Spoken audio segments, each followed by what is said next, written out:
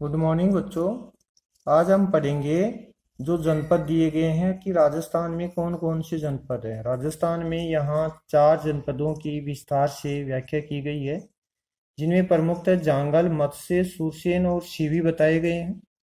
देखिए, इसमें 1 नंबर का प्रश्न भी बना हुआ है, बोर्ड में आ चुका है कि राजस्थान के प्रमुख 2 जनपदों के नाम बताइए।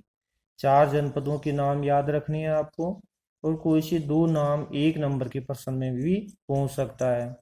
दूसरी प्रकार का प्रश्न बनता है कि राजस्थान के प्रमुख जनपदों को विस्तार से बताइए, तो 4 अंक का प्रश्न बनता है, इसलिए इसको विस्तार से याद रखना पड़ता है हमें।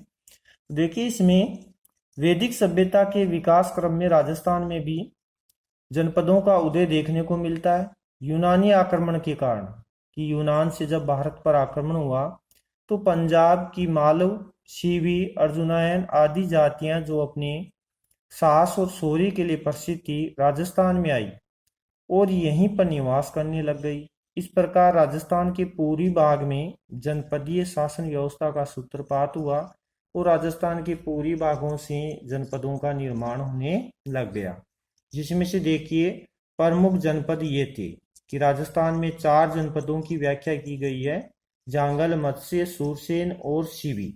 अब देखिए, पहले का विस्तार से वर्णन किया गया है कि जांगल प्रदेश, जिसको प्रमुखतः जांगलधर बादशाह के नाम से भी जाना जाता है, और यहाँ सबसे ज्यादा प्रमुखतः जो अपने नागौर है, इस नागौर में जांगल प्रदेश या जांगल जनपद के नाम से जाना जाता था। जो हमारा नागौर जिला है, उसकी प्राचीन इतिहास बता रहे हैं।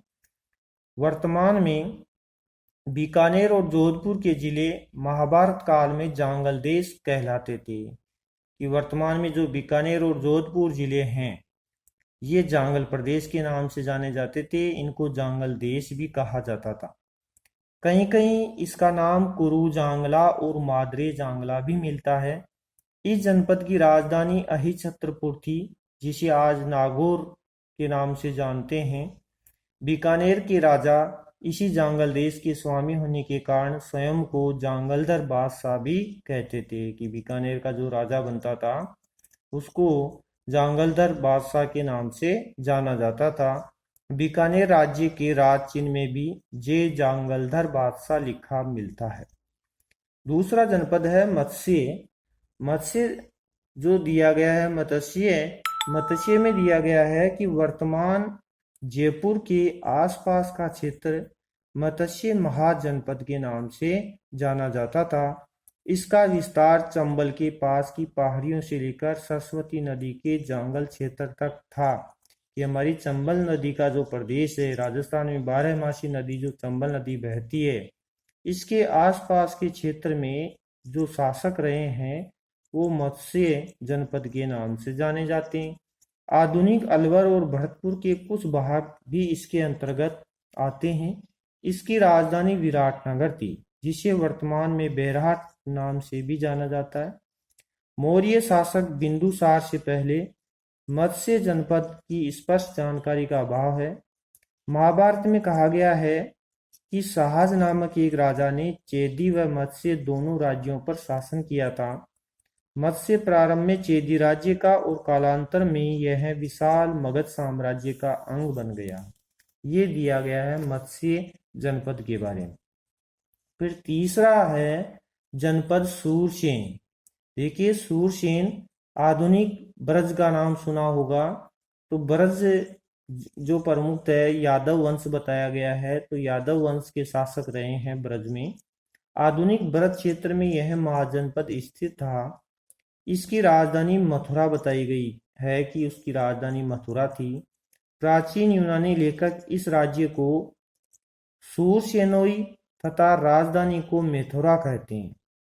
महाभारत के अनुसार यहाँ यदु यदु यानी यादव वंश का शासन था। भरतपुर, धौलपुर तथा करौली जिलों के अधिकांश भाग सूरसेन जनपद के अंतर्गत आते थे। अलवर जिले का पूरी भाग भी सूरसेन के अंतर्गत आता था। वासुदेव के पुत्र श्री कृष्ण का संबंध इसी जनपद से था। कि वासुदेव का जो पुत्र था श्री कृष्ण, वो इसी जनपद के नाम से जाना जाता है। इसका इनसे था। फिर है सीवी जनपद। सीवी जनपद की राजधानी शिवपुर थी तथा राजा सुशील ने उसे अन्य जातियों के साथ 10 राजाओं के युद्ध में पराजित किया था। प्राचीन शिवपुर की पहचान वर्तमान पाकिस्तान के सोरकोट नामक स्थान से की जाती है। जो ये शिवपुर महाजनपद था, कहते हैं कि अब ये पाकिस्तान में चला गया है। कालांतर में दक्षिणी पंजाब की ये सीवी जाति राजस्थान के मेवाड़ क्षेत्र में भी निवास करने लगी थी। चित्तौड़गढ़ के पास स्थित नगरी इस जनपद की राजधानी थी। मेवाड़ के अनेक स्थानों से सीवियों के सिक्के भी प्राप्त हुए हैं। मंदसौर के पास 5 गुहालेख प्राप्त हुए हैं, जिनसे सीवी जनपद का प्रसार पश्चिम से लेकर दक्षिण पूर्व तक होना ज्ञात होता है। ये प्रमुखतः 4 जनपदों की विस्तार से की गई व्याख्या है। राजस्थान में 4 जनपद थे। अब देखिए, इन जनपदों को बताया है कि गणतंत्रात्मक शासन प्रणाली की लोगों के द्वारा शासन, गणतंत्रात्मक प्रणाली शासन होने के बावजूद इन जनपदों की राजसत्ता यानी राजा का शासन कुलीन परिवारों के हाथों में ही था कि कुल के अनुसार ही राजा बनता था। इन परिवारों के प्रतिनिधि ही संस्थागार सभा के प्रमुखों के रूप में शासन की व्यवस्था करते थे। संस्थागार के सदस्य निर्धारित विषयों पर अपने विचार व्यक्त कर सकते थे। इसे अनुविरोध कहा जाता था। जो विषय विवादग्रस्त होते थे उन पर मतदान कराया जाता था और मतदान में बहुरंगी शलाकाएं काम में ली जाती थी, जो प्रमुखतः अलग अलग प्रकार की होती थी, जिनका कलर अलग अलग होता था। मतदान में जो पर्चे बढ़ते थे उनकी। संस्थागार जनपदों की सबसे बड़ी संस्था थी। राज्य की नीति के आधारभूत नियमों का निर्धारण इसी सभा में होता था। विशाल गणराज्यों में यानी जो लोगों के द्वारा चुने जाते थे क्षेत्र, उन विशाल गणराज्यों में केंद्रीय संस्थागार के अलावा प्रांतीय संस्थागार भी होते थे। जो दूसरी संस्था भी बताई गई है कि केंद्र के साथ साथ प्रांतीय संस्थागार भी होते थे जो चुनाव कराते थे। कालांतर में गुटबाजी एवं आपसी फूट के कारण इन गणराज्यों का पतन हुआ और समकालीन राजतंत्रों की विस्तारवादी नीति न्यूनाधिक रूप से इनके पतन के लिए उत्तरदायी बताई गई है। तो ये था राजस्थान के जनपदों के बारे में और भारत के जनपदों के विस्तार से दिया गया है।